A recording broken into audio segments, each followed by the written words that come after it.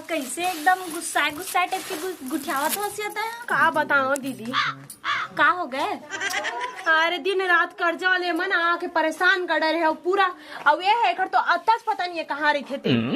अरे जब देखबे तब खान पियन मुश्किल हो गए है भाई। कोई ना कोई कर्जा देकर कर्जा दोखर पैसा देकर पैसा दोखर पैसा, पूरा दिमाग खराब हो गए पैसा पैसा सुन के। का करबे बहनी, जैसन हा तोर घर के हालत है ना वैसन है हमरो घर के हालत है यार। कैसे? अब का दुख ला बताओ बहनी, दुनिया भर के लागा हो है ना। हाँ। तो कबू फ्रिज ला धर के आही, धा कबू कूलर ला धर के आही, धा दुनिया भर के रंग रंग के खाए पियल धर के आथे।